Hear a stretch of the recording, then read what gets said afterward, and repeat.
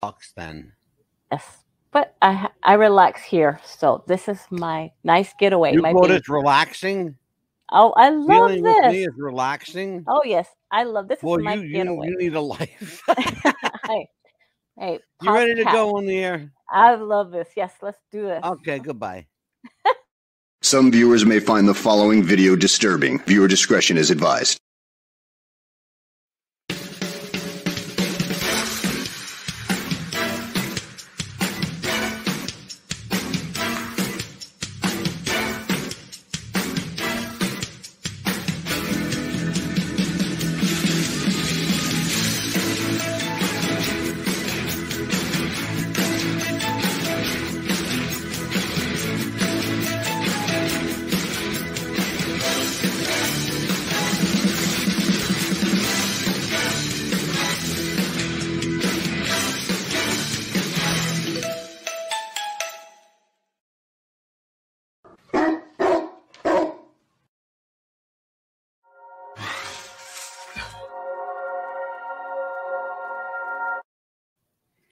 It's 4 p.m. in Los Angeles. It's 7 p.m. in New York City.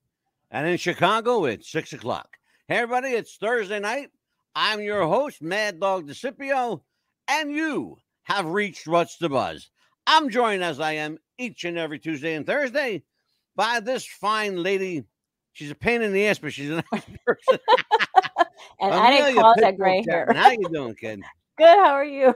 I'm good. We had a really interesting week. We usually do Tuesday and Thursday, but we did a show last night.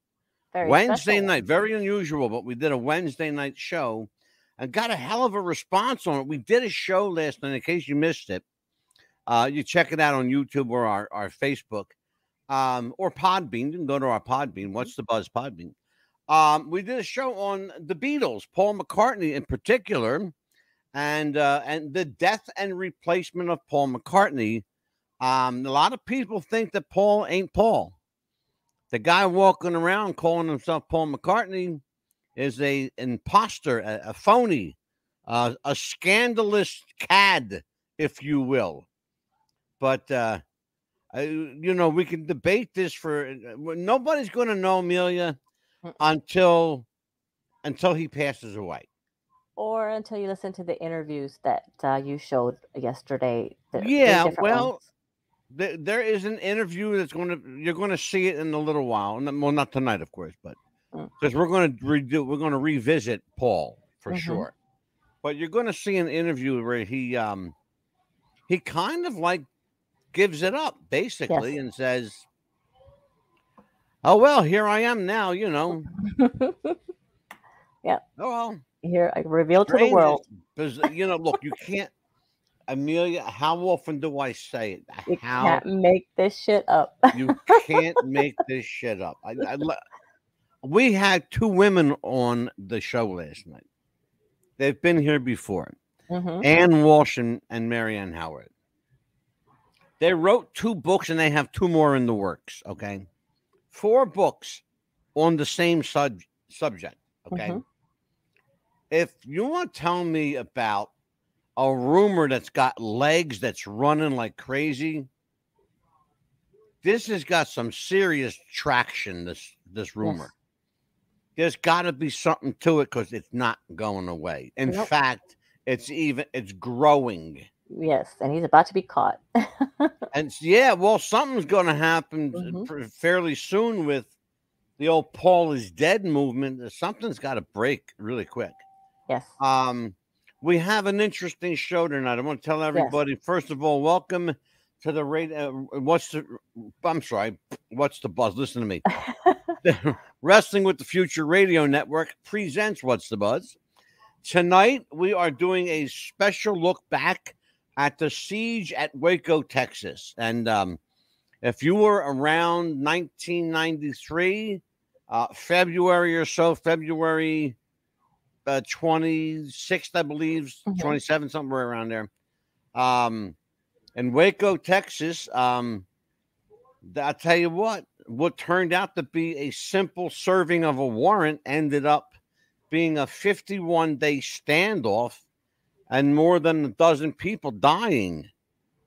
all because a guy didn't want to answer the door. No. I mean, that's what it comes down to.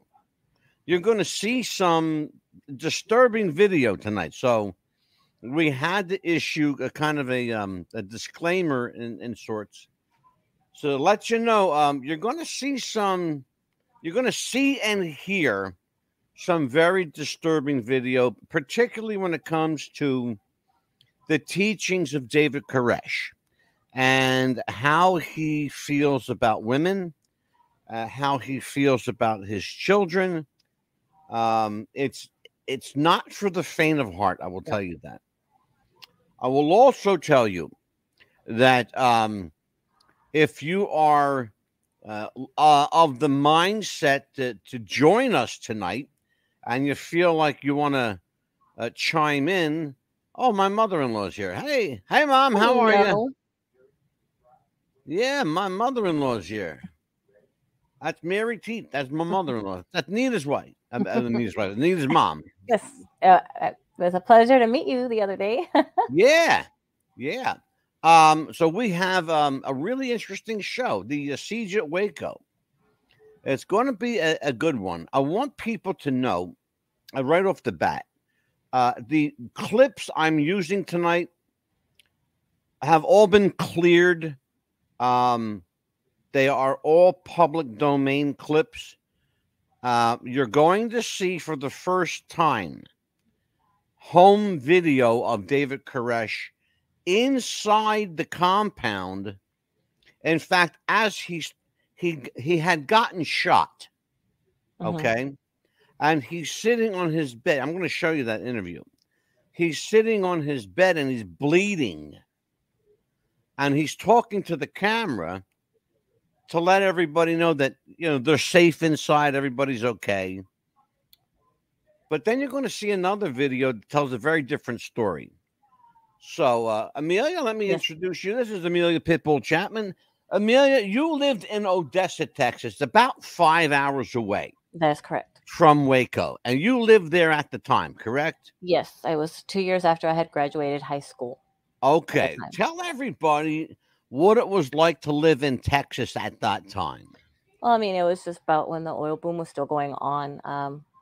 It was, you know, pretty good town, and you wouldn't really hear a lot of what was, you know, that stuff going on. And then when that happened, we're like, oh my gosh, that's really happening about 5 hours away from us. And you would not really, you were kind of scared to really go anywhere, because you would think, well, are they going to come get us too? Or are they going to come, you know, like that, try to kidnap us, try to, you know, have us go out there. So us girls were like really scared to be, you know, around that kind of stuff. Well, is it fair, Amelia, is it fair to say that people were on edge? Yes, very on edge, because guns and rifles and, you know, whatever they had, you know, you didn't know if they were going to come out and rob you, or are we going to be also safe at night? Are we going to be curfew as well? Even if it's 5 hours away, you didn't know. Did you have any friends or family or associates that were near that situation? Well, I had maybe a couple of friends that, you know, of course, graduated high school, and one of them was like, oh, come, you know, I'm going to probably go over there because I can be free over there. I can be away from my parents or my mother because I'm gay and she doesn't understand me. And I'm like, no, you need to stay here. You need to be over here. You know, maybe you could just talk to your mother. No, I'm going to go over there. And I never really knew what happened to her. We never heard of her. Did you know whether she ever became a part of the Branch Davidian group? We never heard from her again, actually. Really? So I don't know what happened to her. That's really interesting. I would love to know what happened in that situation. I would love to have spoken to, and by the way, we tried to reach out to one of the survivors. We have been in contact with one of the survivors. They respectfully declined, because it's even now, all these years later, it's still very difficult for her to talk about this. Yes. You're talking almost 25 years ago. Probably the trauma, and to relive it, and maybe the nightmares that they probably still have to this day. And that's exactly what she said.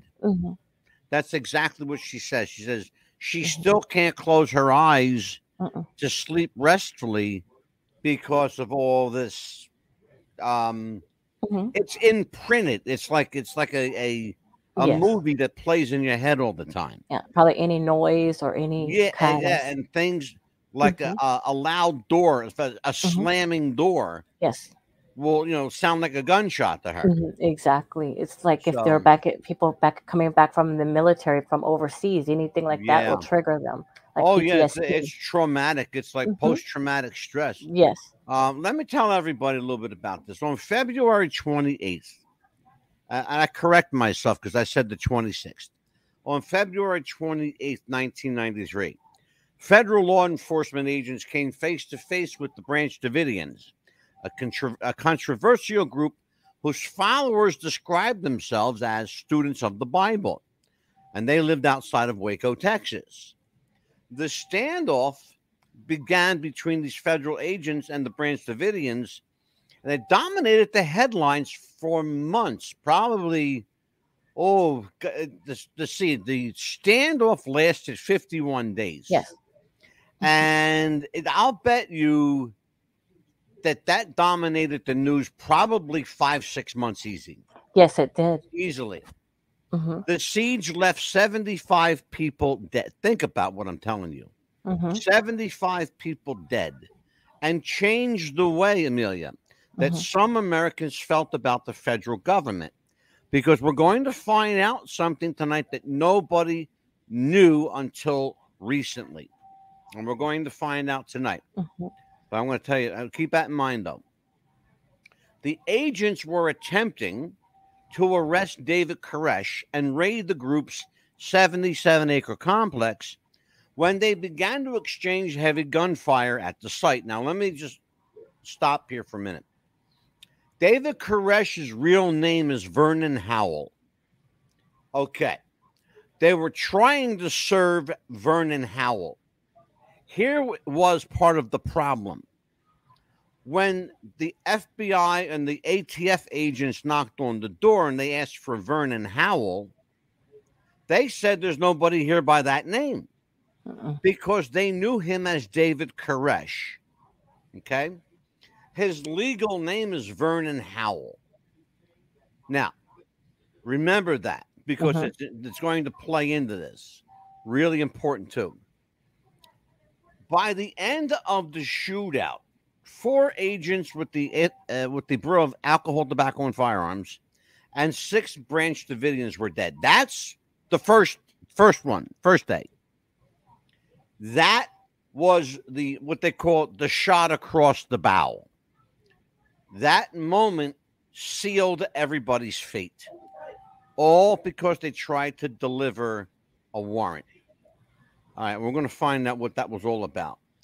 That failed operation then turned into a 51-day standoff. Koresh and most of the followers had refused to leave the compound. A handful or so actually did leave, but most of them refused to leave, and they stayed with David Koresh. Which was surrounded by tanks, armored vehicles, and more than 600 agents. Now, I want you to think about this.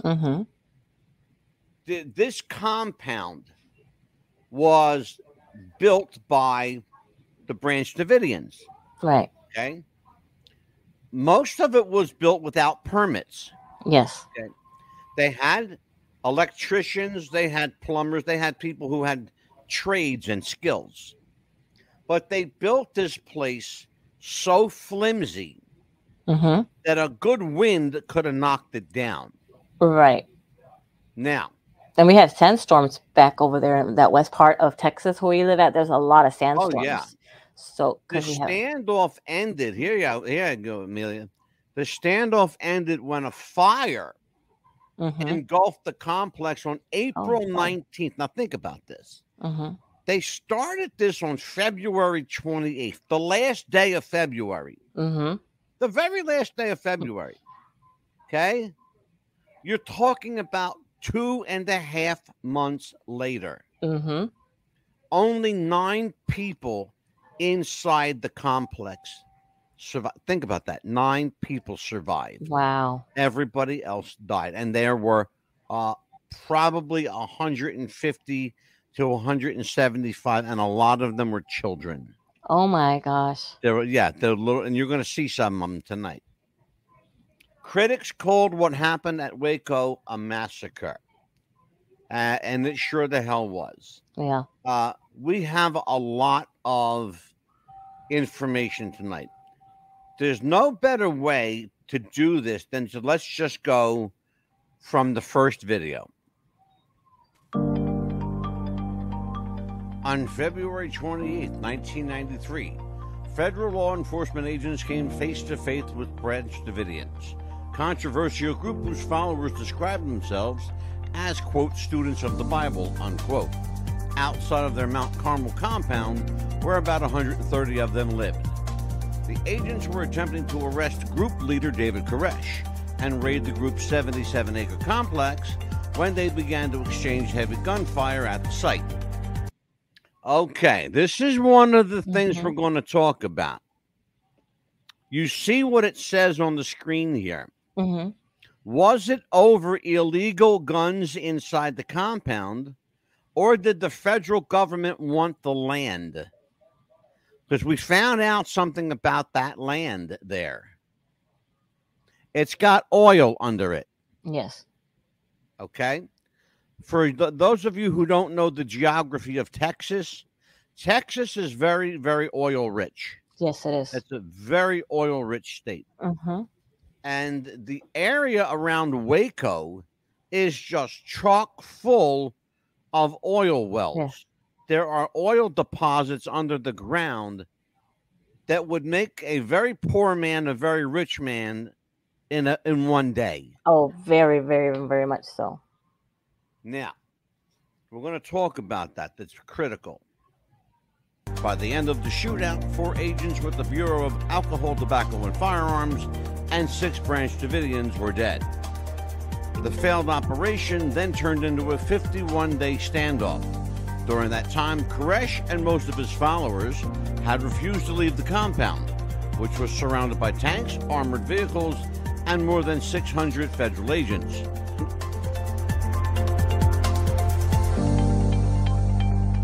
The standoff ended when a fire engulfed the complex on April 19, 1993. Only 9 people outside survived. Critics called what happened a Waco a massacre. I want you to look at what's up on the screen right now. It is believed that Timothy McVeigh was inspired by David Koresh. Some of you are too young to know this, but if you were alive at the time, Timothy McVeigh was a military guy, served time in the I believe the Marines. Marines, yes. And he also was what we learned at the time, a new term that they used called domestic terrorist. Yes. We never heard that term before this time. Timothy McVeigh was described as a domestic terrorist. He and a conspirator, a partner, loaded up a truck with manure and explosives. Now, why would he load up a truck with manure? Because it's entirely gaseous. Yes. In other words, if you light up cow manure, horse manure, it's going to burn for hours. For hours upon hours. Hours and hours. It's going to burn a long time. Yes. What they did was they added explosives to that manure. And that thing took down the side of a building. It was called the Alfred E. Murrow Federal Building. Oklahoma City bombing. Oklahoma City, absolutely. And you just saw a picture of it. Yes. Now, let's talk about this, Amelia, because we're in a good spot here. Yes. When all of this was said and done, and we haven't even scratched the surface yet. When all of this was said and done, the federal government came out looking very, very bad. Oh, yes, they did. They came out looking like the evil monster. How dare you raid a church and kill children? You know, say what you want about David Koresh. He's again, he's one of those guys like Charlie Manson, one of those people like Amy Carlson, very charismatic, very intelligent. He knew his stuff. He knew the Bible. Yes, he really did. He knew the Bible well. The problem was he perverted the Bible to suit his own need. Okay. You're going to hear a video tonight of David Koresh blatantly bald-faced lying to a reporter. Okay.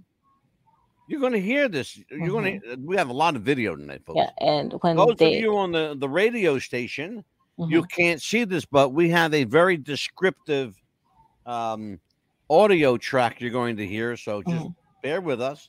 Let's take a look at this. This is what we saw at the time.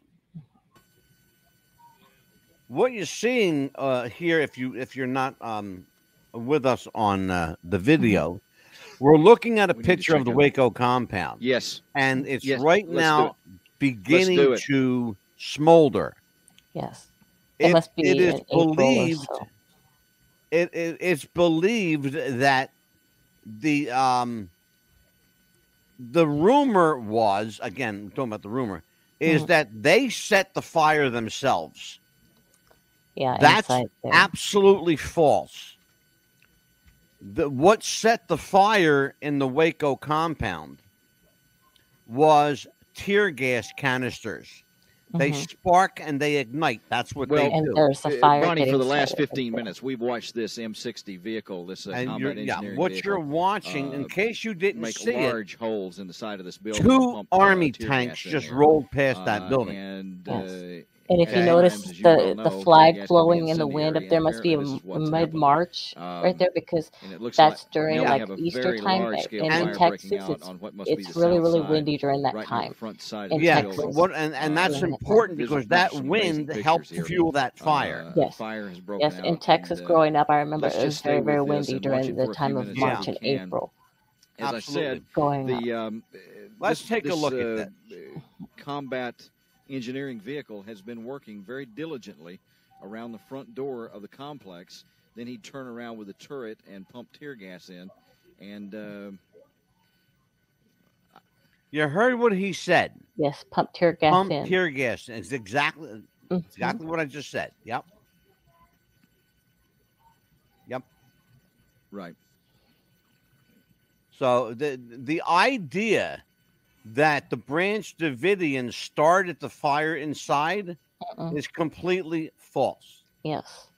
It's absolutely false. And that was from CNN themselves that said that. That was from CNN, by the way. What we're also going to see here is, and I want you to take a look at this, Amelia. We're going to talk about it. Sure. Again, we have a lot of video to go through.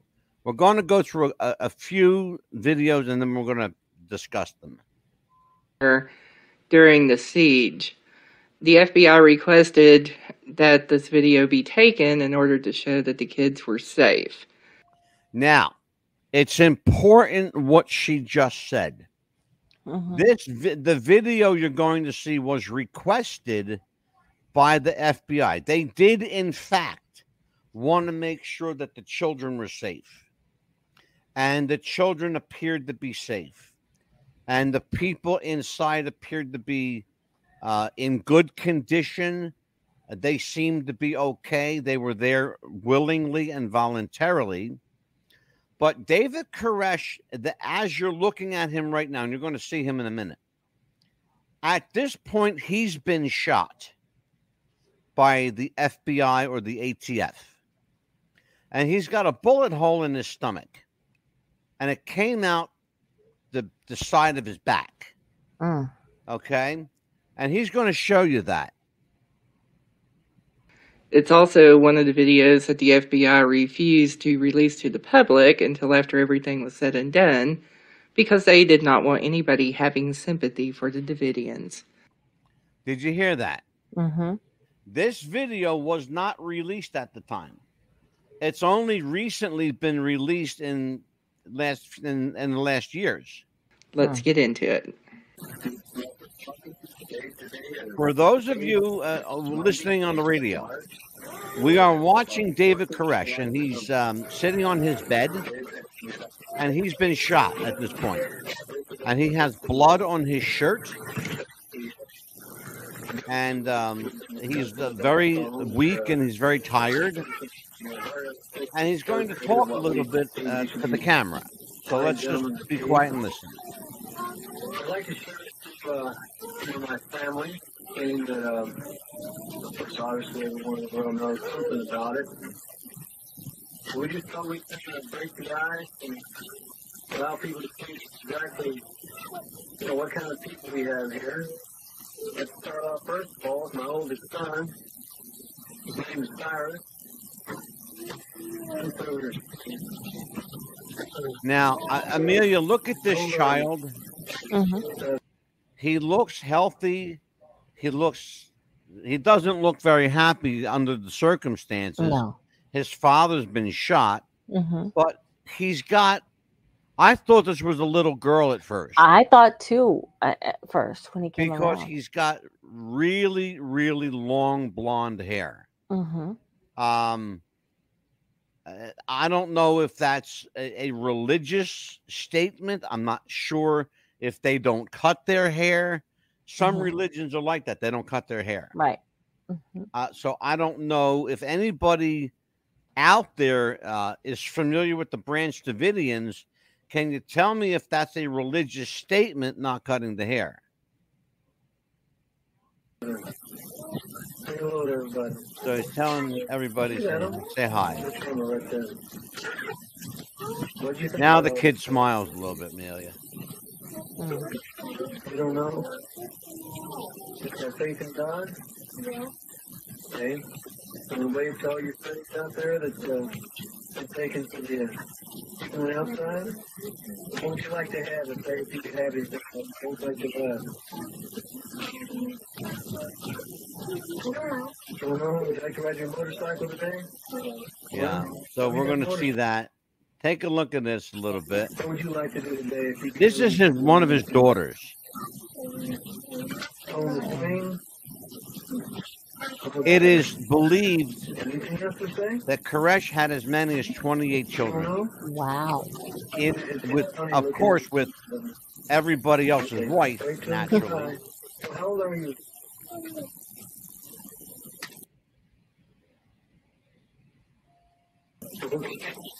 Another child you're looking at. This is a baby, and this little girl is just a baby. Mm-hmm. She may be a year old. Mm-hmm. How old do you think that kid is, Amelia? You're a I mean, mom. almost 2, maybe a year. Maybe two-ish. Okay. Yeah.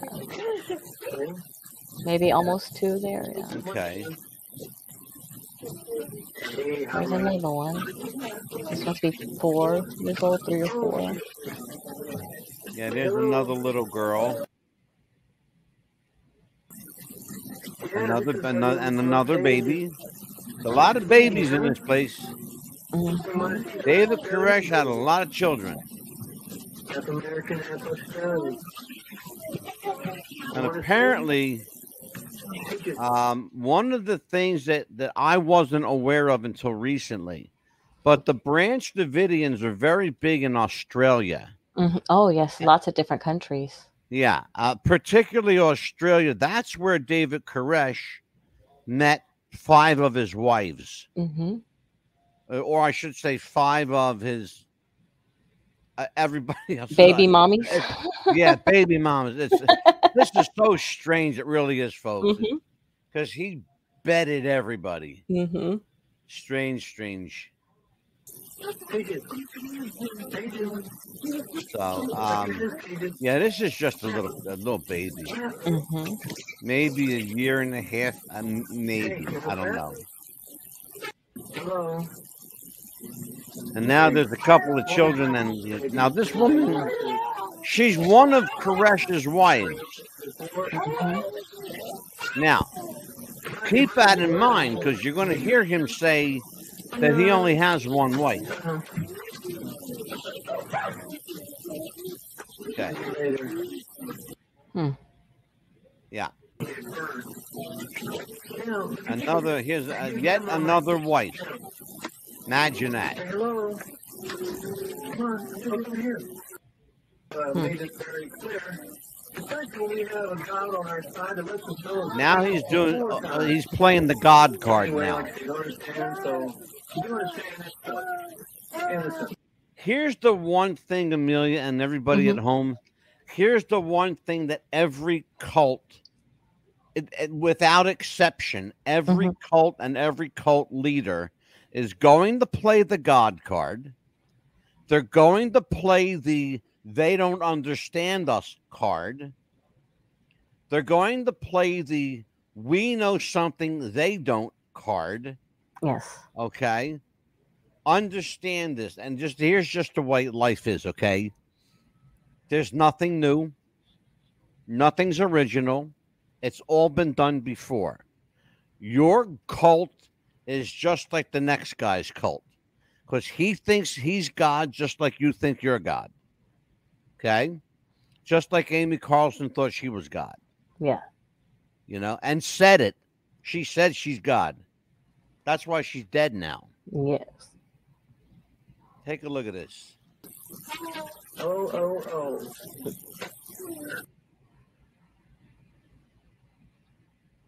You don't know. Hold on. Another. This is another. We've seen about 10 kids already. Yes, at least 10. There's twins. He's holding 2 little babies.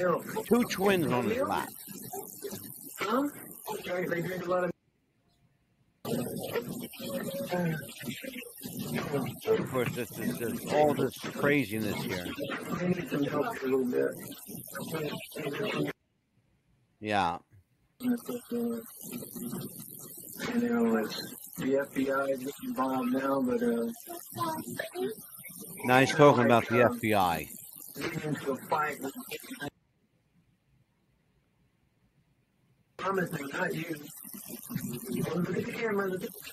This is a fairly long video, but we're just, Amelia and I are just popping through it. Yes. To give you little highlights. He's introducing his children to the video. Yeah. But I think you get the gist of it. Yes. So, okay. Trying to make everybody feel sorry for him because of his children. Amelia, let's talk about that. One of the things that I noticed about that was a need. I don't want to say a need, but an intention by David Koresh to put the blame on everybody else but the Branch Davidians, but himself.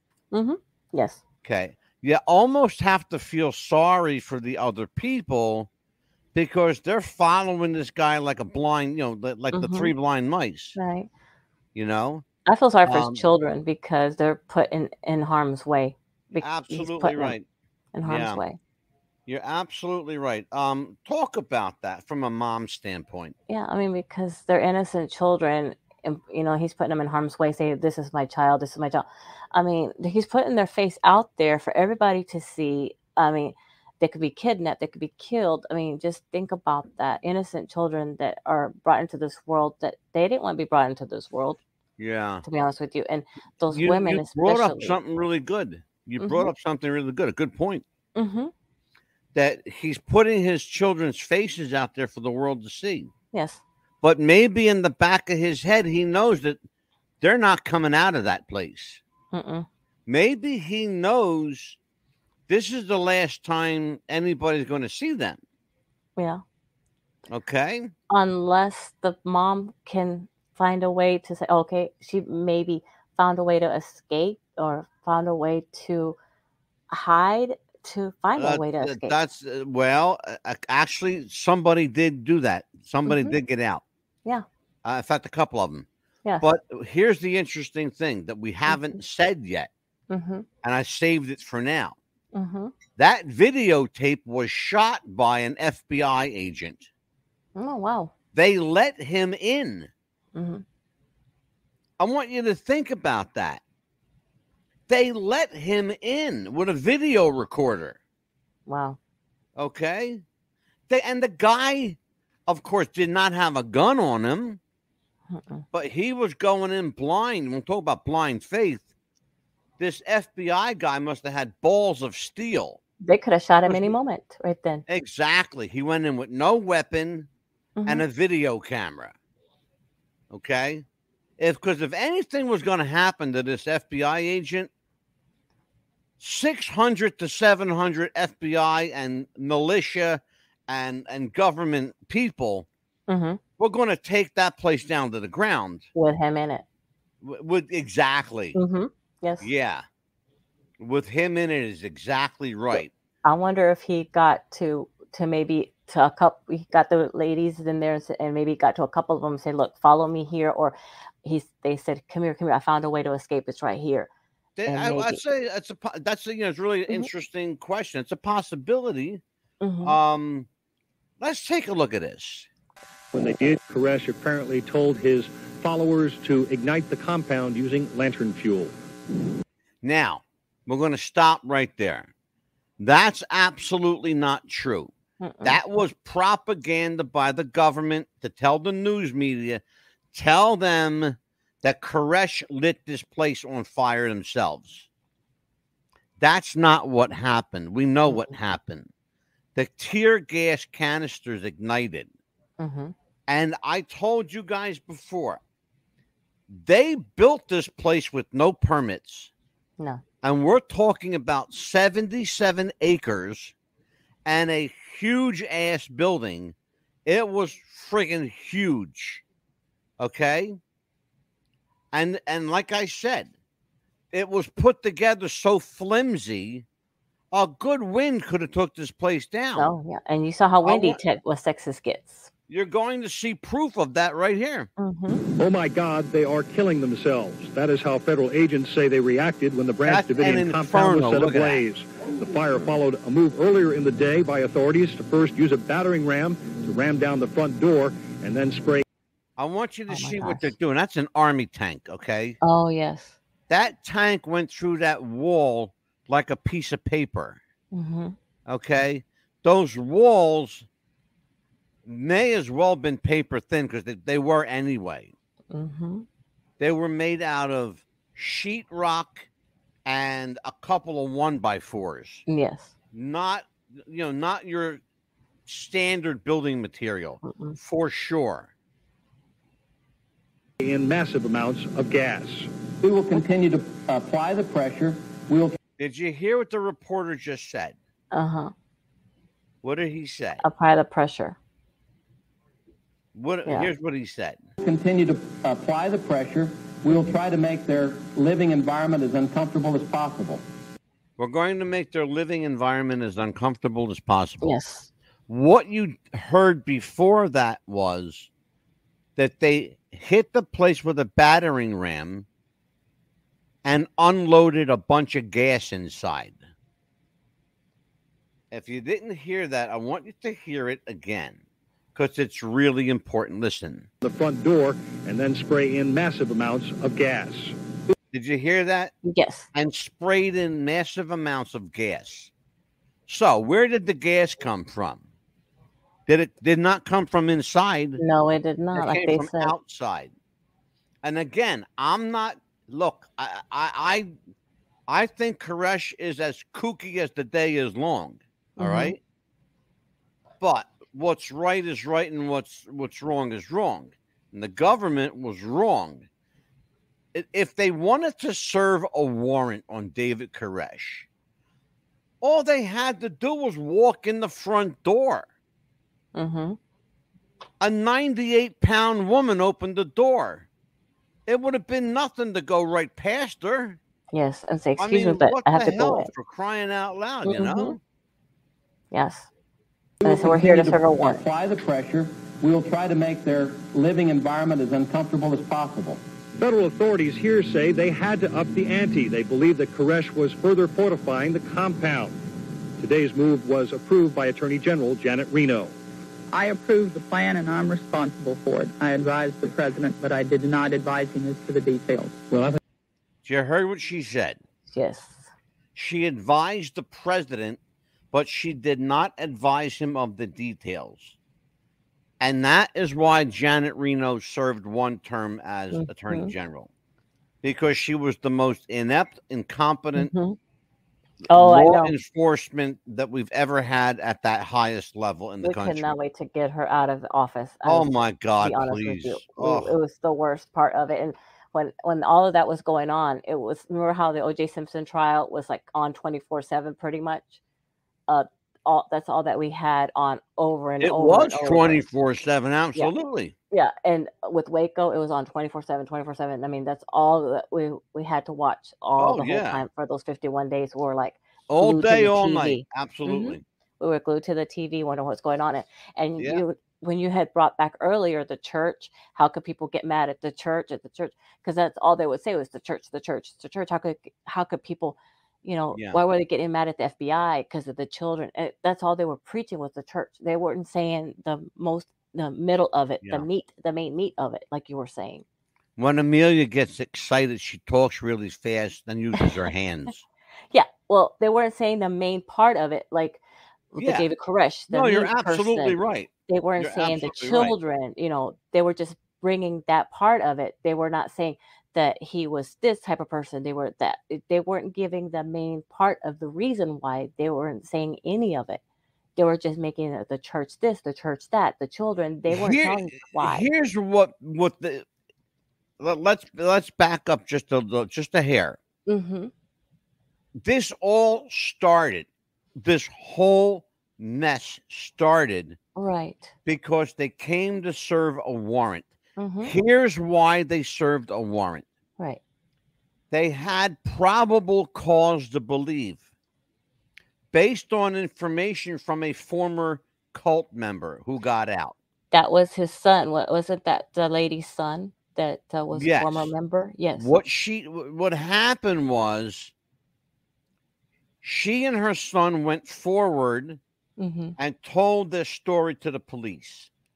The police said, okay, we will take care of it. Okay. So they brought in the Bureau of Alcohol, Tobacco, and Firearms. Why did they do that? Because what they were to believe was that David Koresh was stockpiling guns and weaponry inside this compound. Okay. The cult members who left were telling people that this is a doomsday cult. Yes. That they're prepared to go out with a bang. Exactly. And they have guns. They've got, grenades. They got little bombs. They have rifles, automatic weapons. They have all this stuff. Okay. Only part of that was true. They had guns. Yes. And a couple of rifles. They didn't have any automatic weapons. They did not. Okay. The automatic weapons that you're going to see were planted. And you can't make this stuff up. And allegations of sexual abuse with children. They were saying that. Hold on. We haven't even touched that. Don't get too far ahead, Amelia. We haven't even touched that one yet. A lot of questions need to be asked about why today. Why was it so important to run those tanks in there and the tear gas today? Relatives of cult members outside the compound were visibly shaken by the day's events. He wouldn't have done that to those children. No, not his family neither. Somebody said it. I just had a premonition yesterday. What was that telling about what? I never see her again. And late word here from Waco is that one body may have been removed from inside the compound. It is not known if that would be the body of cult leader David Koresh, although he is presumed dead inside. 9 survived, 2 of those in critical condition, although none of the 17 children believed to be inside the compound were numbered. Okay. Nancy. So, you just heard a little bit about how they reported this. They're making, and they did a fairly decent job of keeping it even.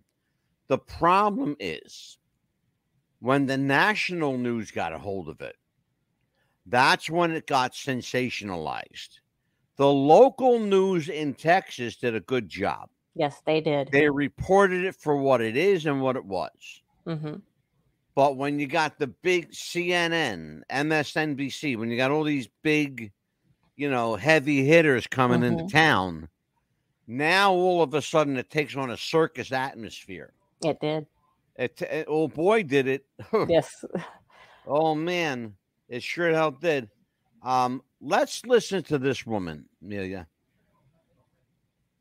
We have no one telling the world our side. Watching the lies that the federal agents have told, it's astounding. Before you judge us, make sure your own life is clean. During the early stages of the negotiation, we were concerned about the welfare of everybody in there, so we asked them if they'd be willing to send out a videotape. And David kind of seized on the opportunity. Roll the tape. Let's take a look. David, anything you'd like to say? First of all, I'd like to thank the negotiators. I'd like to share with you some of my family, and we just thought we'd kind of break the ice and allow people to see just exactly, what kind of people we have here. I'd like to start off first of all with my oldest son. His name is Cyrus. Come sit over here, son. How old are you? 7. 7. Say hello to everybody. Hi. Wave at them. And believe it or not, Amelia, did Cyrus survive? Believe it or not, I was just about to say that. Believe it or not, that little boy survived. He was one of the very few that did. Nobody on this tape survived. Later in the tape. Did you hear what he said? Nobody on the tape survived. Only Cyrus, the little boy. We're going to talk about this after this video. He actually brings out... There's a lot to talk about. The daughter that he, David, had with Steve Schneider's wife. Come over here. But Steve's behind the camera filming this whole thing. And we were all just kind of taken back. Finally registered the magnitude of how much control this guy exerted over those people. There was some criticism that this video was not made public at the time, and the notion is among critics that the FBI didn't want people to see what appears to be happy children inside this compound. And that's the truth. What do you think about that? Wow. I think they were happy kids. I mean, they didn't know any better. I mean, they're just little kids. They were exactly. They were just taught what they were taught in there. Exactly. It seemed like they had their own little, their own little world. Look, I mean, I'm not a big proponent of cloistered lifestyles like, cults and, I'll give you a perfect example. I don't like the idea of priests living in a rectory together. Right. Or nuns living in a convent. Because you can call that a cult if you want to. Exactly. You can. Anything that's that cloistered, separated from the rest of society, you can make the argument, and you can do it all day long. That's a cult. Yes. People think the Catholic Church is a cult. I've heard that a lot from a lot of different people. Absolutely. And guess what? They wouldn't be wrong. Nope. To that. I don't think so. First of all, we don't conduct our investigation in the media. So if there was a delay at releasing the tapes, that probably was because of the ongoing investigation. ATF, you boys are wrong. And if there's any question whatsoever that kids or women are involved, damn you, I tell you what, you keep your damn gun in your holster. You got to argue with me, you catch me on the side of the road somewhere, you come and argue with me. You come point guns in the direction of my wives and my kids, I'll meet you at the door any time. What do you think about that? I don't think so, because he had the wives meet him at the door instead of him. He hid. Right? He hid. Well, it looks like this, and again, you can make the argument for and against the cult, the cult angle of this. Were they an actual cult? Were they a church?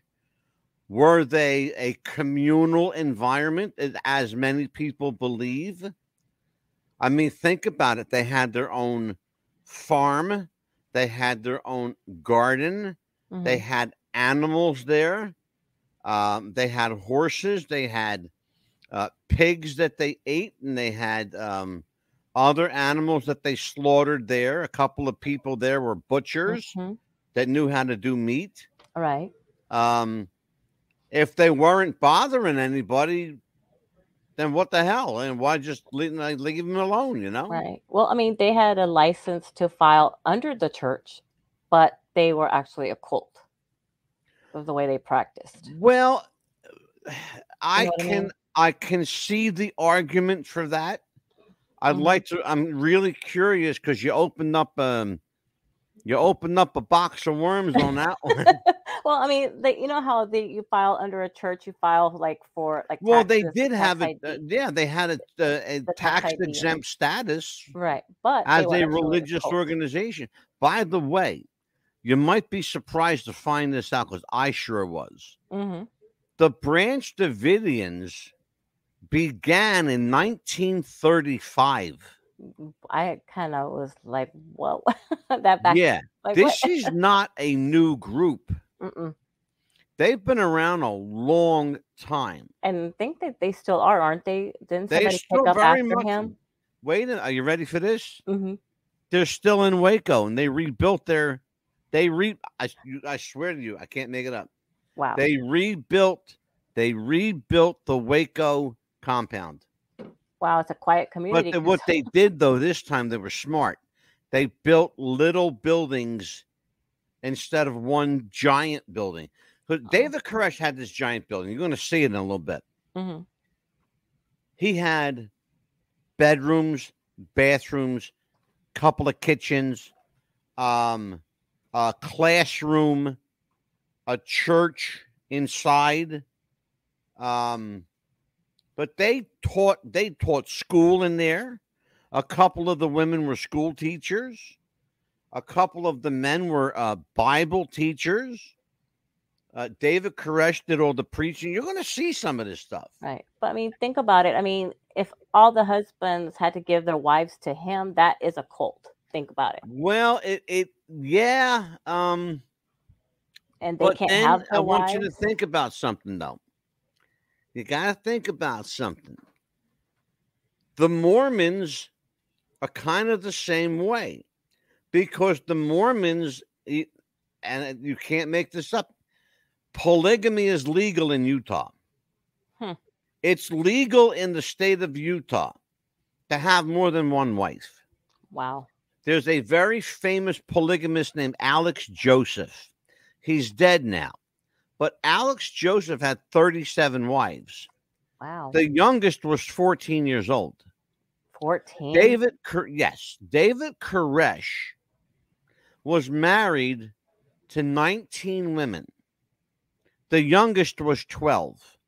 Wow. That's a fact. Look it up. Look it up. I tell people, if you don't believe me, you don't have to believe me, ladies and gentlemen.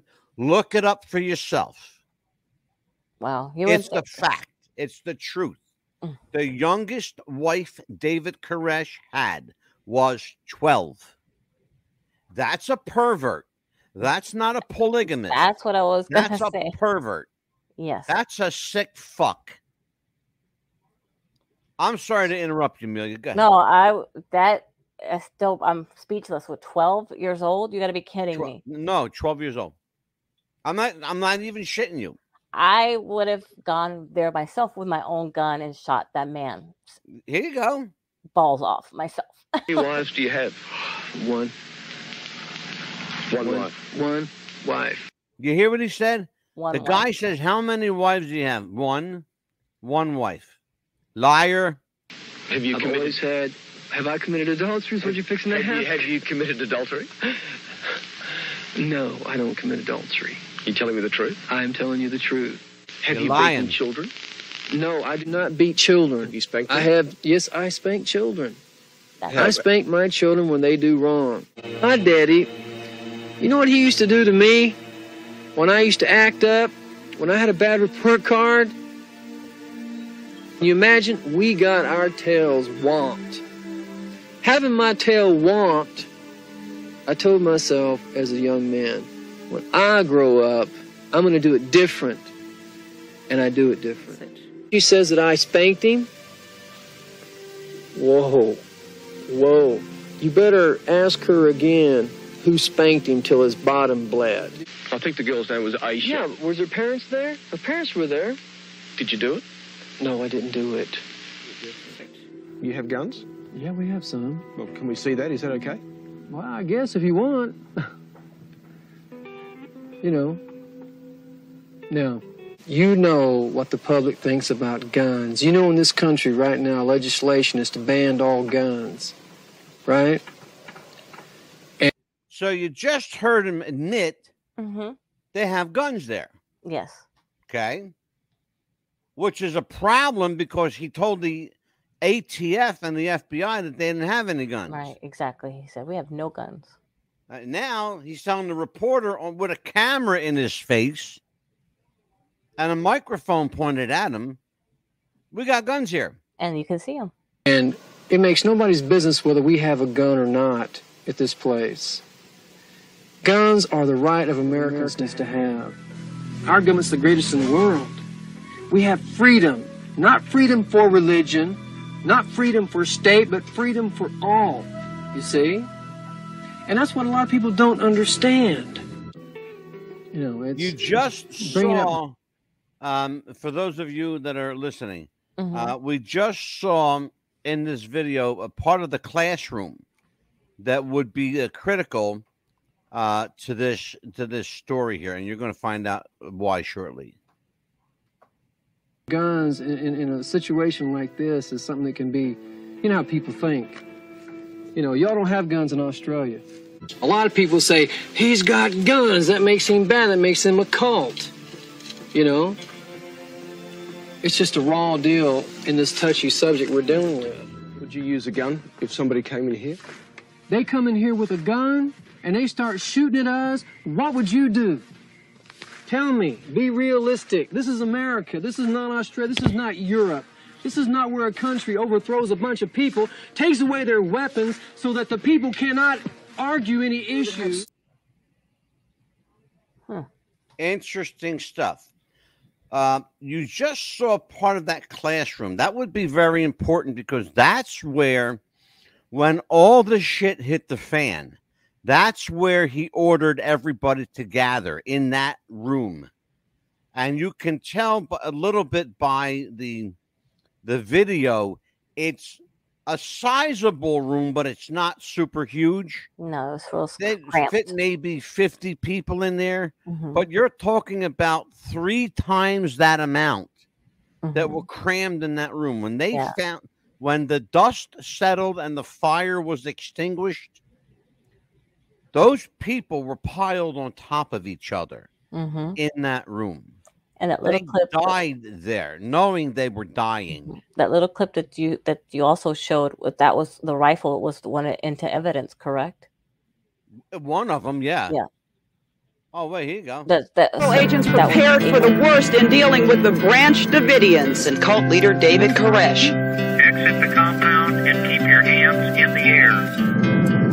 Huge numbers of Americans watched this play out on their television sets, and the ending was incredibly horrifying. The FBI standoff with the Branch Davidians ended over 20 years ago. So why do these images continue to hold so much power today? I'll be honest, we saw what happened at Waco. I think you have to worry about Waco when people start showing up with guns and saying they're willing to take on the federal government. Waco can happen at any given time, but the outcome will be different this time. Of that, I can assure you. Get back! Get back now!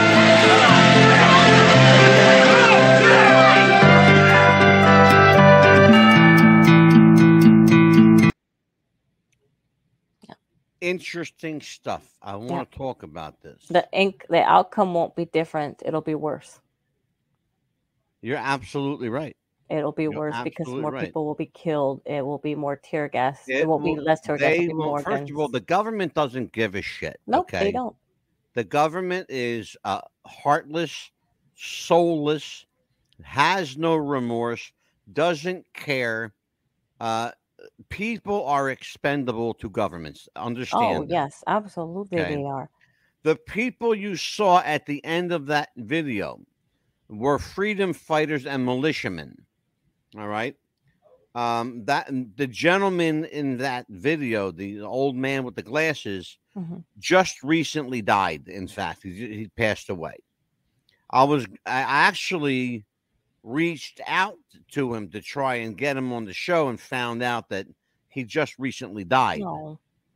So I would have loved to have him on the show.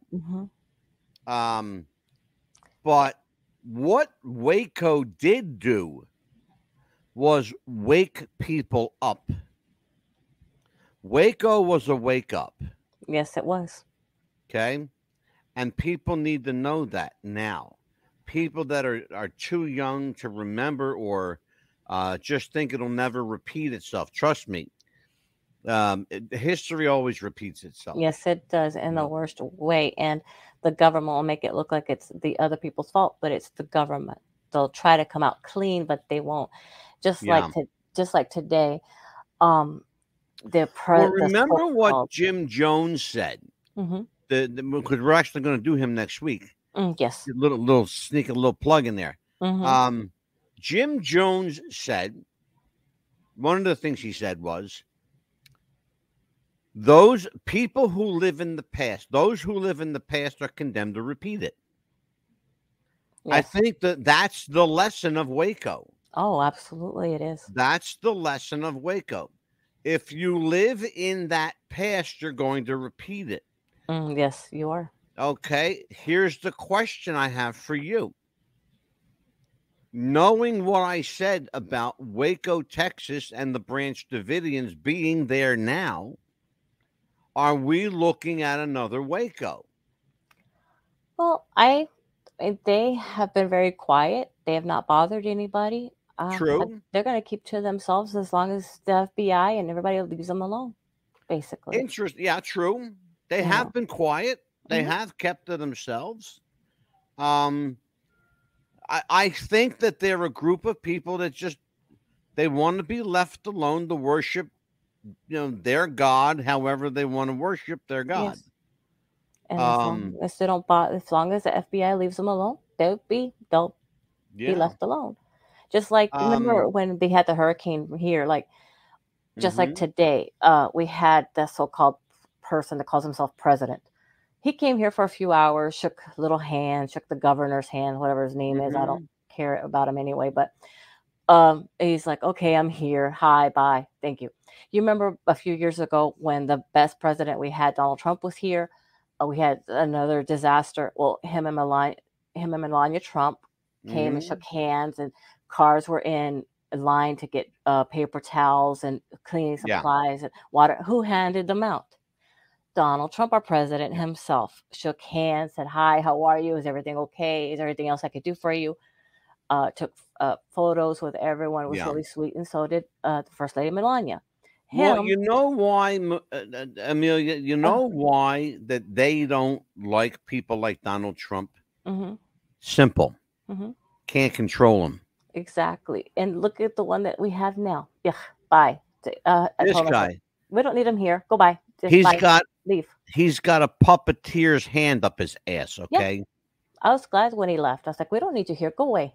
Let's not get off on that tangent. But you know what I mean? But it's like that. As long as he leaves us alone, just bye. Basically like that. As long as they don't mess with Waco, they won't, just leave us alone. The last and final of the videos. People died that day at Mount Carmel. 5 children and 12 adults, including David Koresh, were shot dead by fellow Davidians. Independent arson investigators concluded the Davidians. Now, did you hear what he said? 5 children. Yeah. But what he said was that they were shot by fellow Davidians. Yes. I don't believe that for a moment. I think it was the FBI that did it. Absolutely. Yeah, and they made it I look like absolutely believe that. Mm-hmm. First of all, I want you to look at this scene over here. Yes. You're talking about tanks, Mm-hmm. helicopters, munitions vehicles with artillery guns on them. Mm-hmm. It looks like a war zone. Yes, it does. It doesn't look like a church. It looks does not. like a war zone. Davidians deliberately started the fire. No one has ever fully explained why. Okay, let's talk about that. Look at that ashes. He said, yeah, hold on a minute. Let's talk about that. He says, the reporter says, that the FBI believes that the Branch Davidians started the fire deliberately. Mm-hmm. Deliberately. Yes. Why would you do that? You wouldn't. You want to get out of there. You want to survive. You want to not die that way. I would think so. I think the same way. I would not want to die that way. I would want to escape. Especially in a fire, a blazing inferno like that, with children. Especially for my children. I want to save and get them out of there. Let's take a listen. It looked pretty brutal. On the far right in this country, Waco was the convincing last straw that the government had in fact become a murderous tyranny. And he's absolutely right. Exactly. And that's the lesson of Waco. Don't trust the government. They will fuck you over. They'll kill you. They'll kill your children. They'll dispose of the bodies. No one will ever know. And most people won't even care. My reaction to Waco he just died. Was horror.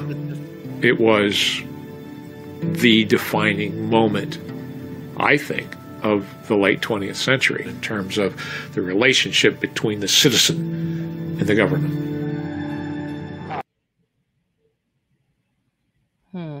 And that is, that's I would call, that's the exclamation point on this entire thing.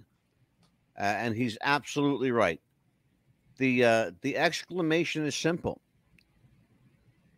This is tyranny at its absolute classic best. It's the government rolling over the citizens. In this case, the worst possible way, in a religious organization setting. Now, let's talk about what they really wanted. What do you think they really wanted, Amelia?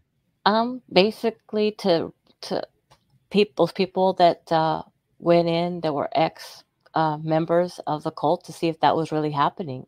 Basically to check and see if they really had the guns, the molestation charges, things like that. Basically first, and then go on to see what else was going on. I agree to some extent. What they really wanted, and what they had, people don't know this. They had people on the inside. That's what I was gonna say. They had cult members that were feeding the FBI information. Didn't they have an actual FBI agent that was undercover in there as well? Absolutely. At one? Yes. Absolutely. Yeah. You're remembering right. Yes. Here's what they really wanted. They didn't go there to seize the guns. They did go there to see what David Koresh was all about, for sure. But they went there because they wanted that land. 77 acres of land. That's a lot of, it's a big piece of property. It is for oil. Okay? That's a big piece of property. But those people, and there were like 400 plus members of that group. What they did was they all put their money in and they purchased that land as a church. Okay? And they built, what you saw was their compound. They called it the compound. Yes. Okay. Essentially, that's what they wanted, was what was on that land, which was oil. They had oil under that. They wanted that property because it tested positive as having a fairly decent size oil reservoir under it. All right. But if you listen to the press, well, they just wanted to see what was going on. They want to make sure nobody was being abused. Okay, well, that's a legit reason. It's also a smokescreen, okay? Because the FBI, ATF, all these organizations are not above or beyond using God or religion to get what they want. Because the government doesn't believe in religion. No. The government believes in government. The government doesn't believe in God. The government is atheist. That's a fact. Governments are atheists. They don't believe in religion. They can't. It goes against who they are. Right. Because there's a lot of big companies in Midland, Texas, where I was from. There's a lot of big oil tycoon companies that would probably wanted to come and swoop in and take that because a lot of my family too, they had some oil companies too, but of course it's been a long lawsuit as well. But there's a lot of oil companies in Midland that are rich men that would want to take that land as well, and they're going to do anything they can, any which way they can, to get that oil, that land. And they have to get the oil rights for it, the land rights to get it. They're going to get it any way they can. Absolutely. And if they know the FBI, they're going to pay a little bit of money to get that any way they can and how they can. And they don't care who is going to be killed, whether it be children, adults, they don't care. The standoff ended when a fire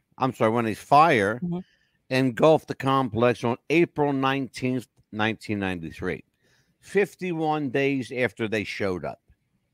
Only 9 people inside survived. Critics called what happened at Waco a massacre. It was beyond a massacre. It was a decimation. It was evisceration. It was an absolute bloody living hell for those people who died in that inferno. You can't call that a fire. No. That was an inferno. That's like a blazing hell. Yes. Okay. Because it left ashes and dust to dust, as they say. But you're supposed to believe that it was all David Koresh's fault. And I'm not, trust me, folks, when I tell you, I'm not taking the Koresh side here. I'm really not. We're not. What we're saying is what's right is right and what's wrong is wrong. And the government was wrong. So too was David Koresh. In fact, there's no rights about this. No. There's no, the only thing right, if you want to say it was right, is that I'll give them credit. The Branch Davidians stood up for their property. They defended their property.